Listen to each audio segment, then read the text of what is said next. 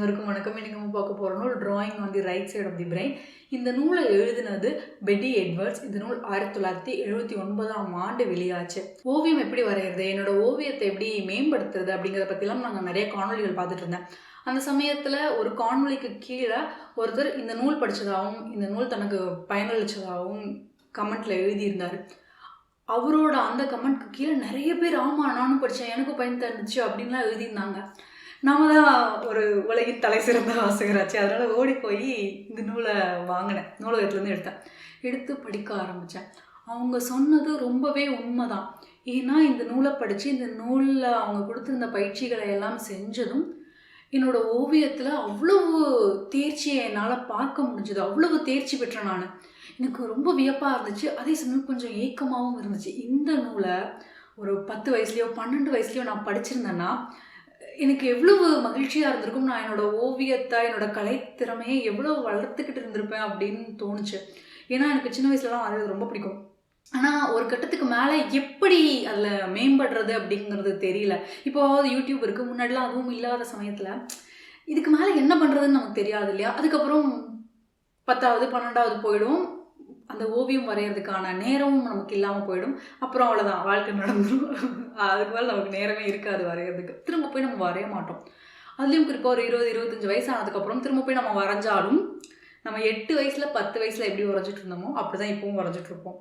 அது நமக்கு ஒரு மாதிரி தர்ம சங்கடமாக இருக்கும். ஏன்னா 8 வயசு 10 வயசில் அந்த ஓவியம் ரொம்ப அழகாக தெரிஞ்சிருக்கும். சுற்றி இருக்கவங்களுக்கும் இந்த வயசில் இப்படி வரைகிறியா அப்படின்னு தோணும். ஆனால் அதே ஓவியத்தை நம்ம 25 வயசில் 30 வயசில் வரையும் போது நமக்கே கொஞ்சம் கூச்சமாக இருக்கும். அதுவும் ஒரு காரணம் நம்ம தொடர்ந்து ஓவியம் வரையாமல் விடுறதுக்கு.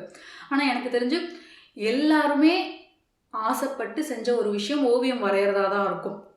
சின்ன வயசில் ஓவியம் வரைகிறதுக்கு அவ்வளோ விரும்பி தான் செஞ்சுருப்பாங்க. ஆனாலுமே ஒரு காலகட்டத்துக்கு மேலே எல்லாருமே அந்த ஓவியம் வரைகிறதுங்கிறத விட்டுறோம் இல்லையா. அதுக்கு முக்கிய காரணம் நமக்கு ஒரு மாதிரி தர்ம சங்கடம் ஆகிடுறது தான். நமக்கு வரைய ஒரு கட்டத்துக்கு மேலே வரலை, எப்படின்னு தெரியல, அது எப்படி மேம்படுத்துறதுன்னு தெரியல, அதுக்கான நேரம் இல்லை. அப்புறம் நம்ம ஓவியம் அவ்வளோ நல்லா இல்லைன்னு நமக்கு தோண ஆரம்பிச்சிடும். நம்ம வரைகிறத விட்டுறோம். இதுக்கு அத்தனைக்குமே தீர்வாக இந்த நூல் அமையும். இந்த நூலை படித்ததுமே நமக்கு ஒரு தேர்ச்சிங்கிறது சட்டுன்னு கிடைக்கும். அது நமக்கு ஒரு நம்பிக்கை தரும். அடடா நாமளா இவ்வளோ நல்லா வரைகிறோம், அடடா இப்படி வரைஞ்சா இன்னும் நல்லா வரையலாமா அப்படிங்கிற மாதிரிலாம் நிறைய பல்ப் எரியும் மண்டைக்குள்ள.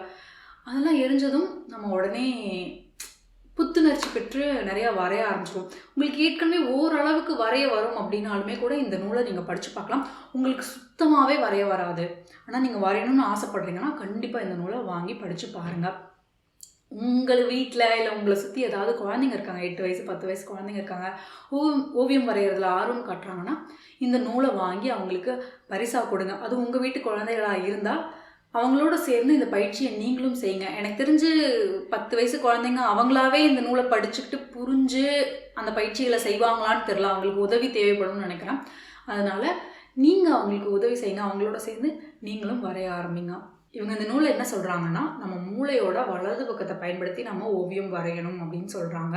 அறிவியல் ஆராய்ச்சிகள் என்ன சொல்லுது அப்படின்னு பார்த்தீங்கன்னா, மொழிசார் திறன்களை எல்லாம் நம்ம மூளையோட இடது பக்கம் தான் பெரும்பாலும் நிர்வகிக்குதான். அதனால அது எப்பவுமே கொஞ்சம் லாஜிக்கலாகவே யோசிச்சுக்கிட்டு இருக்குமா, இங்கே வருமா இது, இங்கே வராதா இது, அந்த மாதிரி தான் யோசிச்சுக்கிட்டு இருக்குமா. அப்படி யோசிச்சுக்கிட்டு இருக்க அந்த மூளையை கொஞ்சம் விட்டுட்டு அப்படிலாம் யோசிக்காமல் என்ன வந்தாலும் அதை அப்படியே ஏற்றுக்கிற வலது மூளையிலேருந்து நாம் ஓவியம் வரையணும் அப்படின்னு சொல்கிறாங்க. இவங்க சொல்கிற நிறைய விஷயங்கள் இப்போ அறிவியலுக்கு புறம்பாக இருக்குது. ஏன்னா இவங்க எழுதின காலகட்டத்தில், அதாவது 1979 கிடைச்ச குறுகிய ஆராய்ச்சி முடிவுகளை வச்சுக்கிட்டு இவங்க சில முன்முடிவுகள் இந்த நூலில் எடுத்திருக்காங்க. இப்படி தான் மூளை இயங்குது, இப்படி தான் மூளை செயல்படுது அப்படின்லாம் இவங்க ஏகப்பட்டது சொல்கிறாங்க. அதில் எல்லாம் நிறைய உண்மைகள் இல்லை. இப்போது அதெல்லாம் பொய் அப்படின்னு ஆயிடுச்சு.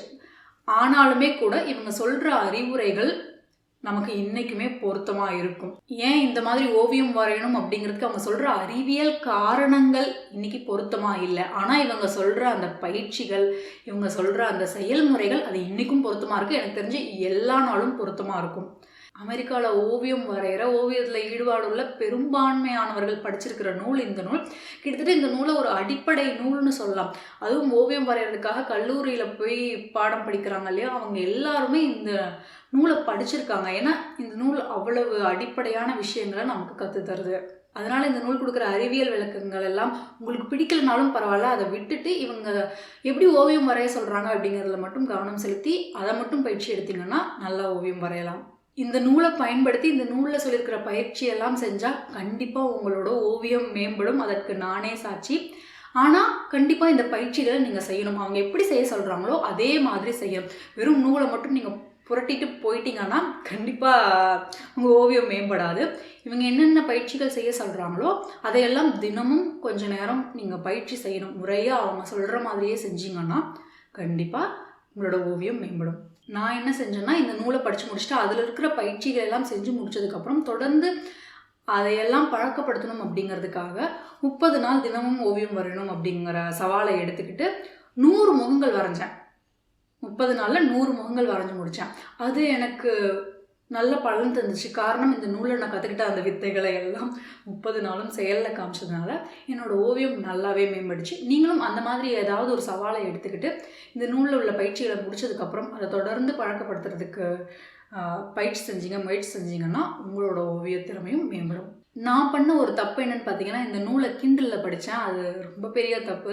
ஏன்னா கிண்டலில் படிக்கும்போது அவங்க கொடுத்துருக்குற ஓவியங்கள்லாம் பார்த்து வரைகிறதுக்கு கொஞ்சம் கடினமாக இருந்துச்சு. அப்போல்லாம் போய் இணையத்தில் தேடி தேடி அந்த ஓவியத்தை எடுத்து வச்சு வரைகிற மாதிரி இருந்துச்சு. இதே அச்சு நூலாக இருந்தால் பக்கத்தில் திறந்து வச்சு வரைகிறதுக்கு எளிமையாக இருந்திருக்கும். ஏன் நான் கிண்டலில் படித்தேன்னு எனக்கு தெரியல இந்த நூலை. ஏன்னா இது ரொம்ப அடிப்படையான ஒரு விஷயம் இல்லையா? அதனால் நீங்கள் அந்த தப்பை செஞ்சிடாதீங்க. இந்த நூலை அச்சு நூலாகவே வாங்கி பக்கத்தில் வச்சே படிங்க. அப்போ தான் அதில் இருக்கிற ஓவியங்களை சில சமயம் நீங்கள் பார்த்து வரைகிறதுக்கு எளிமையாக இருக்கும். இந்த நூலோட தொடக்கத்தில் அவங்க என்ன செய்ய சொல்லுவாங்கன்னு பார்த்தீங்கன்னா, 3 ஓவியங்கள் வரைய சொல்லுவாங்க. ஒன்று உங்கள் கையை வரைய சொல்லுவாங்க, ஒன்று நினைவுலேருந்து யாராவது ஒருத்தரோட முகத்தை வரைய சொல்லுவாங்க, 3வது கண்ணாடியில் பார்த்து உங்கள் முகத்தை வரைய சொல்லுவாங்க. நிறைய பேர் அந்த பயிற்சியை பார்த்ததுமே பயந்துட்டு, ஐயோ இந்த நூலில் இதெல்லாம் வரைய சொல்கிறாங்க, எனக்கு இதெல்லாம் வரைய தெரிஞ்சால் நான் ஏன் இந்த நூல் பிடிக்கிறேன், நான் இதெல்லாம் வரையல வேண்டாம் அப்படின்னு விட்டுடுறாங்க. ஆனால் அப்படி விட்டுறாதீங்க.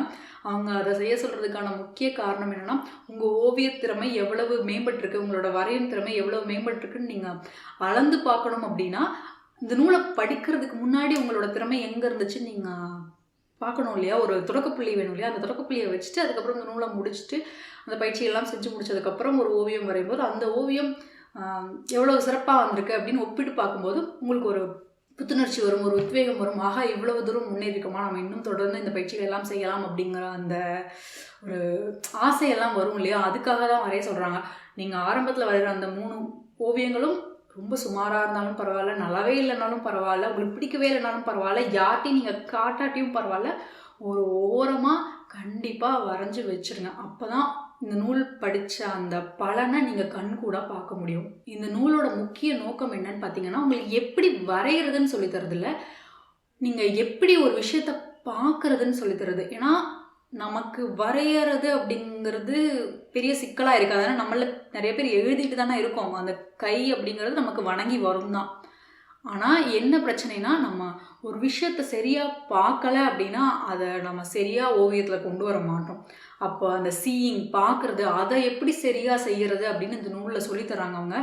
ஏன்னா இந்த நூலை படித்ததுக்கப்புறம் தான் தெரிஞ்சது எனக்கு இது நாள் வரைக்கும் எனக்கு இருந்த சிக்கல் அந்த பார்க்குறதுல தான். எனக்கு ஓவியம் நல்லாவே வரைய வரும், கை நல்லாவே வணங்கி வரும். ஆனால் என்ன பிரச்சனைனா, நான் ஒரு பொருள் எனக்கு கண்ணு முன்னாடி இருக்குன்னா அதை சரியாக பார்க்கலை. ஓவியம் வரைகிறதுக்கான அந்த பார்வையில் நான் பார்க்கவே இல்லை. அதை விட்டுட்டு ரொம்ப லாஜிக்கலாக ஏறினத்தோட அப்படி தான் பார்த்துட்டு இருந்திருக்கேன். எனக்கு தெரிஞ்சு எல்லாருமே அந்த மாதிரி தான் பார்த்துட்ருப்போம். ரொம்ப ஏற்கனவே இயல்புலேயே ரொம்ப ஓவியம் வரைகிற திறமை அதிகமாக உள்ளவங்க அவங்க தானாகவே அப்படி சரியாக பார்ப்பாங்களா இருக்கும். அதனால தான் அவங்க எந்த பயிற்சியும் இல்லாமல் சீக்கிரத்தில் ஓவியர் ஆயிடுறாங்க. ஆனால் பெரும்பாலான நம்மளை மாதிரி ஆட்களுக்கு எப்படி பார்க்குறது அப்படிங்கிற அந்த புரிதல், அந்த பயிற்சி தேவை. அது இந்த நூல் நமக்கு சிறப்பாக சொல்லி கொடுக்குது. எப்படி பார்க்குறது, நம்ம எப்படி பார்க்கணும், அதை எப்படி ஓவியத்துக்கு கொண்டு வரணும், எப்படி நம்ம பார்க்குற விஷயத்த நம்ம காகிதத்துக்கு கொண்டு வந்து வரையணும் அப்படிங்கிறத இந்த நூல் சொல்லித்தருது. அதுதான் இந்த நூலோட முக்கிய நோக்கம். மற்ற எல்லாத்தையும் விட அந்த காரணத்துக்காக தான் நாம் இந்த நூலை படிக்கணும். அடுத்து பார்த்திங்கன்னா, இந்த நூல் சொல்லித்தர இன்னொரு முக்கியமான விஷயம் எப்படி ஃப்ளோ ஸ்டேட் அட்டைன் பண்ணுறது அப்படின்னு. அந்த எல்லாம் படிச்சிருப்பீங்கன்னு நினைக்கிறேன். அந்த ஃப்ளோ ஸ்டேட் அப்படிம்பாங்க. ஒன்று செஞ்சுக்கிட்டே இருக்கும்போது நம்மளையே அறியாமல் மெய்மறந்து அதை செஞ்சுட்ருப்போம் இல்லையா? கடினமான வேலையை கூட செய்கிறதே தெரியாமல் செய்வோம், நேரம் போகிறதே தெரியாமல் நம்ம செய்வோம் இல்லையா?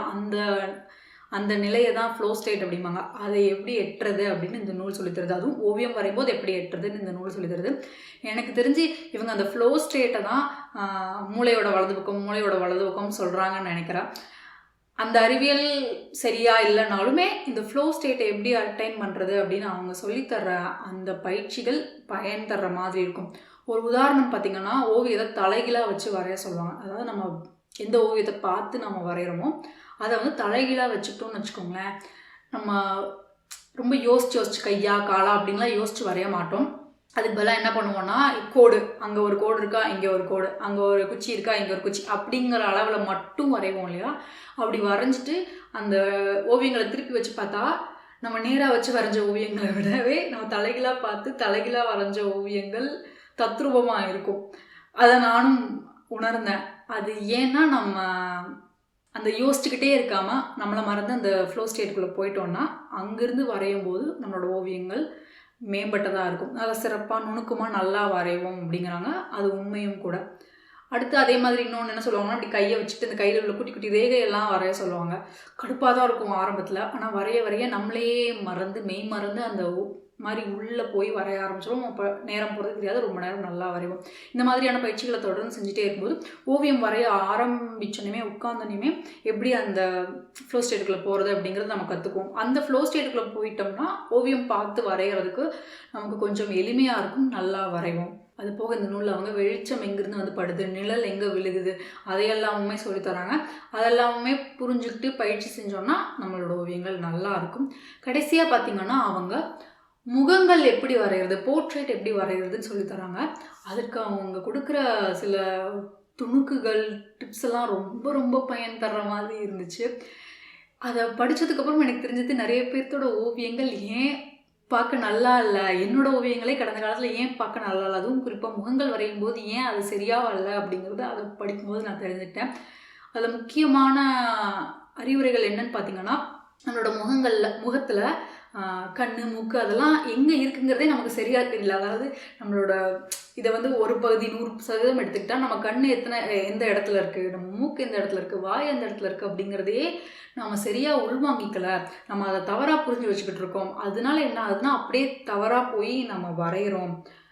அதை மாற்றிக்கிட்டு அந்த ரேஷியோவெல்லாம் சரியாக எடுத்து நாம் வரைஞ்சோன்னாலே ஓரளவுக்கு தத்ரூபமாக வரையலாம் அப்படின்னு சொல்கிறாங்க. அது மட்டும் இல்லை, இந்த மாதிரி பக்கவாட்டில் பார்க்கும்போதும் பின்னாடி மண்டையெல்லாம் சரியாக வரைஞ்சாதான் முன்னாடி முகம் அழகாக இருக்கும் அப்படிங்கிற அந்த அறிவுரையெல்லாம் அவங்க சொல்கிறாங்க. அதெல்லாம் எனக்கு ரொம்ப பலன் இருந்துச்சு. அடடா, இதெல்லாம் தெரிஞ்சுட்டு முன்னாடி இருந்து நல்லா வரைஞ்சிருக்கலாமே அப்படின்னு தோணுச்சு. அதுலேயும் முக்கியமாக நம்மளோட கண் எங்கே இருக்கும்னு நம்ம நினைப்போம்னா, முகத்தோட ரொம்ப மேல் பக்கத்தில் இருக்கும்னு நம்ம எல்லாரும் நினச்சிட்டு இருக்கோம். நான் அப்படி தான் நினச்சிட்டு இருந்தேன். ஆனால் இவங்க சொன்னதுக்கப்புறம் தான் தெரிஞ்சது, கண்ணுங்கிறது நம்ம முகத்தோட தலையோட நடுவில் தான் இருக்குது. இந்த பகுதி பாதிக்கு மேலே இருக்குது. அளந்து பார்த்தேன், நிறைய படங்கள் எல்லாம் எடுத்து அதையும் மறந்து பார்த்தா ஆமாம் அவங்க சொன்னது உண்மை தான் அப்படின்னு தோணுச்சு. அப்படி அவங்க சொன்ன மாதிரி வரைய ஆரம்பிச்சதுக்கப்புறம் தான் தலையை கொஞ்சம் சரியாக பாதிக்கு மேலே வரைய ஆரம்பிச்சதுக்கப்புறம் தான் நெத்தி இந்த பகுதியை பாதி, இந்த பகுதி பாதி அப்படின்னு வரைய ஆரம்பிச்சதுக்கப்புறம் பார்த்திங்கன்னா சட்டுன்னு ஓவியங்கள், அதாவது முகங்களோட அந்த அமைப்பு லட்சணம் அப்படிங்கிறது கூடிருச்சு. சட்டுன்னு பார்க்க நல்லா இருந்துச்சு. இந்த மாதிரியான நிறைய அறிவுரைகளை அவங்க இந்த நூலில் சொல்கிறாங்க. அதையெல்லாம் உள்வாங்கிக்கிட்டு நம்ம பயிற்சி செஞ்சோன்னா நம்மளோட ஓவியங்கள் சட்டுன்னு முன்னேறிடும். அவங்க கொடுக்குற இன்னொரு முக்கியமான அறிவுரை என்னன்னு பார்த்தீங்கன்னா, இந்த பிக்சர் ஃப்ரேம் அப்படின்னு சொல்லுவாங்க. அதை எப்படி பயன்படுத்துறது அப்படின்னு சொல்கிறாங்க. அதற்கு அவங்க பிக்சர் ஃப்ரேம் வாங்க சொல்லுவாங்க. கடையில் விற்கிது, வாங்கலாம், காசு போட்டு வாங்கலாம். நான் என்ன செஞ்சேன்னா வாங்கலை, அதுக்கு பதிலாக இந்த ஃபோட்டோ ஃப்ரேம் இருக்கு இல்லையா வீட்டில், அதையே பயன்படுத்திக்கிட்டேன். நீங்களும் அதெல்லாம் வாங்கணும்னு ஆசைப்படலை, அதுக்கெலாம் செலவு செய்யணும்னு விரும்பலைன்னா செலவே செய்ய வேண்டியதில்லை. அவங்க பிக்சர் ஃப்ரேம்னு சொல்கிறதுக்கு பதிலாக நீங்கள் என்ன பண்ணிக்கலாம்னா, சாதாரண இந்த மாதிரியான புகைப்படங்கள் போட்டு வைக்கிற ஃப்ரேம் இருக்கு இல்லையா, அதை எடுத்து வீட்டில் இருக்கிற அந்த பழைய ஏதாவது ஒரு ஃப்ரேம் எடுத்து அதையே நீங்கள் பயன்படுத்திக்கலாம். அதோட கண்ணாடியும் வேணும்.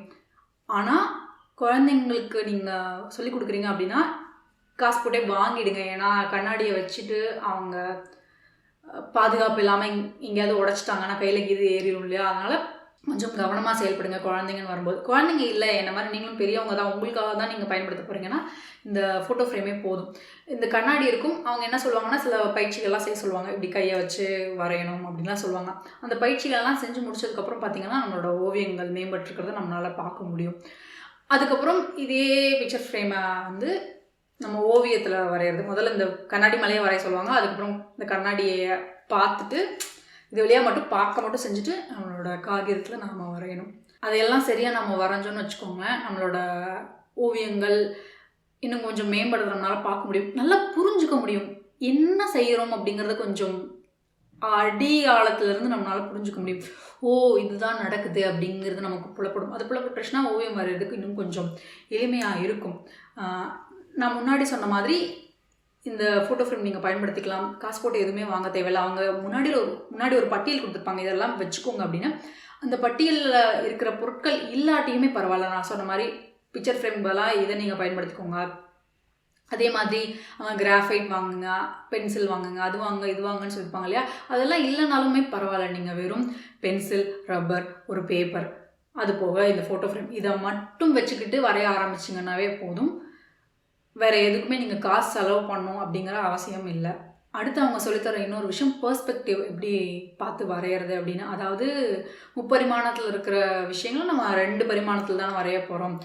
அப்போது 3Dயே எப்படி 2Dயாக கன்வெர்ட் பண்ணுறது அப்படிங்கிறதையும் அவங்க அழகாக சொல்லித்தராங்க. நான் ஒரு மெக்கானிக்கல் இன்ஜினியர். நான் ஏற்கனவே அந்த விஷயங்களை எல்லாம் பொறியியலில் படிச்சிருக்கேன், பாடத்தில் படிச்சிருக்கேன், அதெல்லாம் பயன்படுத்தியிருக்கேன். இருந்தாலுமே கூட ஓவியம் வரும்போது அதையெல்லாம் யோசித்து கணக்கெடுத்து செய்கிறதுக்கு ரொம்ப கடுப்பாக இருக்கும்.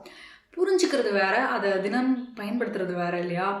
இதை எப்படி இவங்க பயன்படுத்துறதுங்கிறத ரொம்ப எளிமையாக சொல்லித்தராங்க. எப்படி பெர்ஸ்பெக்டிவை ரொம்ப எளிமையாக ஓவியத்தில் கொண்டு வரது, ரொம்ப யோசிக்காமல் எப்படி கொண்டு வரது அப்படிங்கிறத சொல்லித்தராங்க. அந்த பயிற்சிகளும் ரொம்பவே பயனுள்ளதாக இருந்துச்சு. அதையும் நீங்கள் தொடர்ந்து பயிற்சியில் கொண்டு வாங்க. அது எதற்கெல்லாம் பயன்படும் அப்படின்னு பார்த்தீங்கன்னா, அந்த மாதிரி கட்டிடம், தெரு அதெல்லாம் வரைகிறீங்க, அந்த மாதிரியான விஷயங்களெல்லாம் நீங்கள் வரைகிறீங்கன்னா அந்த பெர்ஸ்பெக்டிவ் ட்ராயிங் ரொம்ப பயனுள்ளதாக இருக்கும். அந்த விஷயங்களையும் அவங்க இந்த நூலில் சொல்லித்தராங்க. இந்த நூலை முழுவதும் படித்து இதில் இருக்கிற பயிற்சிகளை எல்லாம் பண்ணிங்கன்னா கண்டிப்பாக இந்த நூலோட முடிவில் நீங்கள் உங்களோட முகத்தையே நீங்கள் தான் அப்படின்னு சொல்கிற மாதிரி அழகாக வரைய முடியும். அதற்கு கண்டிப்பாக இந்த நூல் உறுதுணையாக இருக்கும்.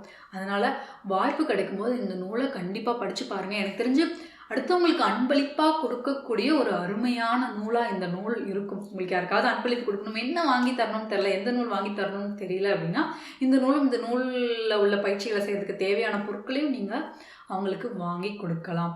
நான் முன்னாடி சொன்ன மாதிரி இந்த நூலில் உள்ள பயிற்சிகளை செய்கிறதுக்கு உங்களுக்கு எந்த கருவிகள் எதுவுமே தேவையில்லை. இருந்தாலுமே கூட ஓவியங்கள் வரைகிறதுக்கு நான் என்னெல்லாம் பயன்படுத்துகிறேன் அப்படின்னு உங்களுக்கு தெரிஞ்சுக்கணும், அதில் ஏதாவது பார்த்து நீங்கள் வாங்கணும்னு ஆசைப்பட்டீங்கன்னா அதற்கான இணைப்புகளை நான் கீழே கொடுக்குறேன். அதையும் வாங்கி நீங்கள் பயன்படுத்தலாம். இந்த காணொலி உங்களுக்கு பிடிச்சிருக்கும்னு நினைக்கிறேன். இந்த காணொலி உங்களுக்கு பிடிச்சிருந்தா உங்கள் நண்பர்களோட பகிர்ந்துக்கோங்க, உங்களோட கருத்துக்களையும் என் கூட பகிர்ந்துக்கோங்க. மீண்டும் வேறொரு நாள் இன்னொரு நூலோடு உங்களை நான் சந்திக்கிறேன். நன்றி, வணக்கம்.